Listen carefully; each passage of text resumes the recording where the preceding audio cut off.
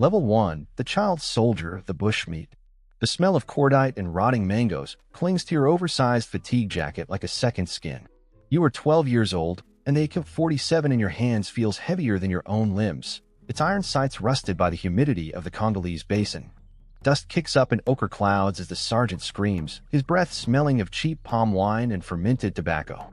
You don't think about the village you left behind. You think about the 300 milliliters of dirty water left in your plastic canteen and the rhythmic clack-clack of the Bolt carrier group. The forest is a green wall of noise, cicadas shrieking at 80 decibels, and the distant, muffled thump of mortars. Your finger is calloused from the trigger guard, and your belly aches with a hunger that only the bitter chew of a coca leaf can numb.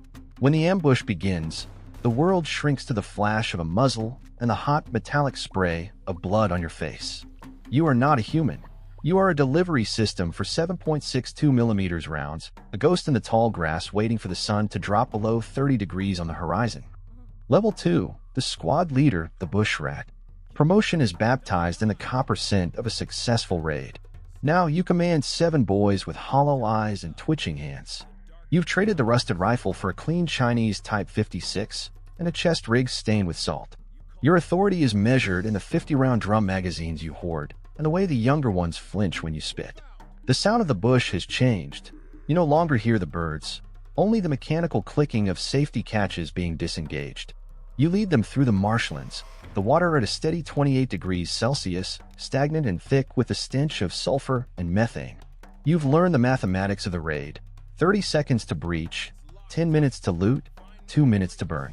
You collect trophies now, a gold-plated watch from a dead merchant, a silver crucifix that you wear not for God, but for the weight of the metal. Power is the ability to decide who eats the canned sardines and who starves in the mud. You are the predator of the crossroads, a shadow that the villagers whisper about before they bolt their doors. Level 3. The Mercenary Captain, the Iron Merchant. You have moved beyond the local grudge to the business of professional violence. You wear a beret now, and your boots are heavy leather, not scavenged sandals. Your office is the back of a canvas-topped Land Rover, smelling of diesel fumes and old maps. You command 100 men, and your currency is no longer just food. It is diamonds the size of chickpeas, tucked into a leather pouch.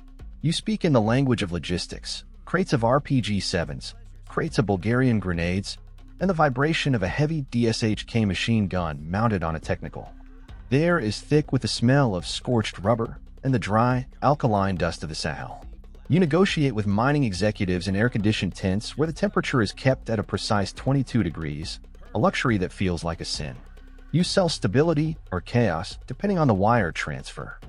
Every scar on your chest represents a failed assassination attempt you survived through sheer, cold-blooded paranoia. You are a tool of the shadows, a necessary evil with a satellite phone, and a growing taste for expensive scotch. Level 4. The Warlord of the Province, the Lion of the Valley. You control a territory the size of Belgium, and the national government is a joke told in the bars of the capital.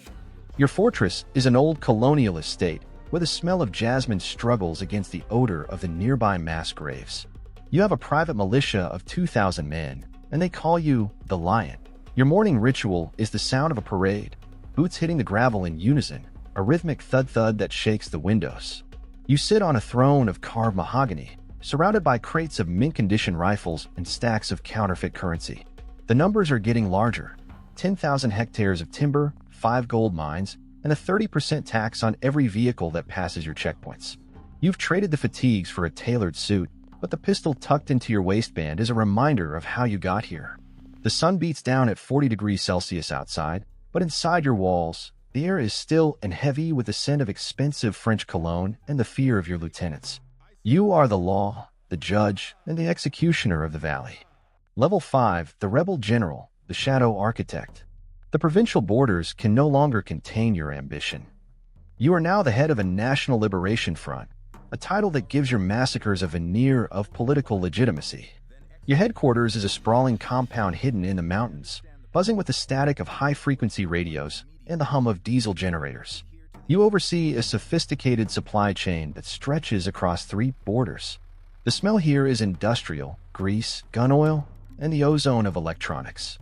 You have a staff of advisors, disgraced foreign colonels and slick arms dealers who drink your gin and praise your vision. You coordinate 3 fronts simultaneously, watching the map like a chessboard. The casualty reports come in every hour.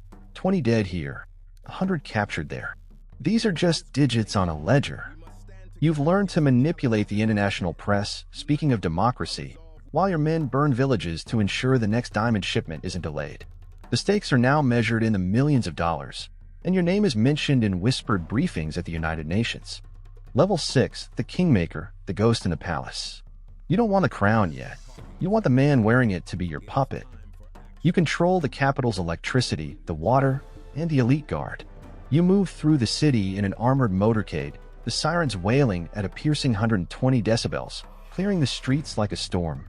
The smell of the city is a mix of burning trash, expensive exhaust, and the salty breeze from harbor. You meet with foreign ambassadors in secret, their palms sweaty as they offer you development aid in exchange for mining concessions.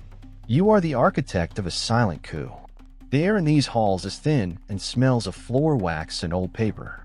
You spend your nights calculating the loyalty of your colonels, knowing that every man has a price, usually paid in Swiss francs. You are the one who decides which minister lives and which one disappears into the basement of the central prison. The temperature in the city is a humid 35 degrees, but your heart has become a block of ice, focused entirely on the mechanics of total subversion. Level 7, the Supreme Dictator, the Eternal Father. The coup was bloodless for you, but the gutters of the capital ran red for 3 days. Now your face is on every banknote and every billboard in the country. You live in a palace of marble and gold, where the air is filtered and cooled to exactly 20 degrees Celsius. The silence is absolute, broken only by the soft click of your heels on the polished stone. You wear a sash of gold silk and a chest full of medals you gave yourself. The smell of the palace is sterile, lemon oil, and expensive upholstery. You have a secret police force of 10,000, a network of ears that reaches into every kitchen and every bedroom. You no longer see people, you see subjects. Your breakfast is flown in from Paris, and your enemies are fed to the crocodiles in your private zoo. The numbers are now billions. The national treasury is your personal bank account. You have achieved the ultimate evolution of the predator. You are the state, the sun around which the entire nation rotates, and your word is more powerful than any scripture. Level 8, the Fallen Exile, the Ghost of History. The end came not with a bang, but with the sound of a jet engine idling on a dark runway at 3 in the morning. You are in a villa on the French Riviera, or perhaps a high-rise in Dubai. The smell of the sea is salty and indifferent to your ruined legacy. You have billions in frozen accounts, but you can only spend what you carried in the 2 leather suitcases. The air is a mild 24 degrees, yet you are shivering. The sounds are the most painful. The news reports calling you a former tyrant, the silence of the phone that used to ring every minute, and the ticking of a clock that measures your irrelevance.